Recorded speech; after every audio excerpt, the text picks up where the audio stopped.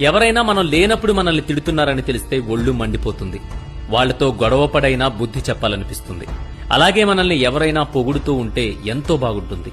అలా వింటూనే ఉండాలనిపిస్తుంది. మనం చేసే ప్రతి పనిని ఎవరైనా పొగుడుతున్నా ఎంతో ఆనందంగా ఉంటుంది. కానీ ఇవన్నీ మనకి ఏమాత్రం మంచి చెయ్యకపోగా ఊహించని నష్టాన్ని కలిగిస్తాయంటాడు చాణక్యుడు. అదెలాగో వివరిస్తూ ఆయన చెప్పిన నీతి సూత్రమే ఇది.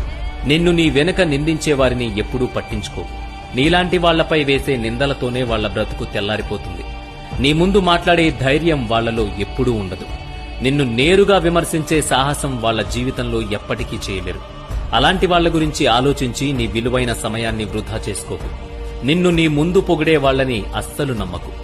చివరకు నిన్ను మోసం చేసి వెన్నుపోటు పొడిచేది వాళ్లే. తేనె పూసిన కత్తిలా తియ్యగా ఉండే పొగడ్తలతో నిన్ను మాయ చేస్తారు. ఒక్కసారి నువ్వు వాళ్లని నమ్మితే నీకు వాళ్లిచ్చే ఏకైక బహుమతి నమ్మకద్రోహమే అని గుర్తుపెట్టుకో. నువ్వు చేసే ప్రతి పనిని ప్రశంసించే వాళ్లకి సాధ్యమైనంత దూరంగా ఉండు. వాళ్లు నిన్ను వర్తమానానికి దూరం చేసి కల్పిత లోకంలోకి నెట్టేస్తారు. దాని నుంచి నువ్వు బయటకు రాలేకపోతే జీవితాన్నే కోల్పోయి ఎందుకు పనికిరాని వాడిగా మారిపోతావు. అందుకే ఇలాంటి వాళ్లందరికంటే అనుక్షణం నిన్ను విమర్శిస్తూ నువ్వు చేసే ప్రతి అడుగులో మంచి చెడులను కనిపెట్టి నీకు తెలియజెప్పే వాళ్ళని చుట్టూ ఉంచుకో. అప్పుడు జీవితంలో నీకు ఎదురే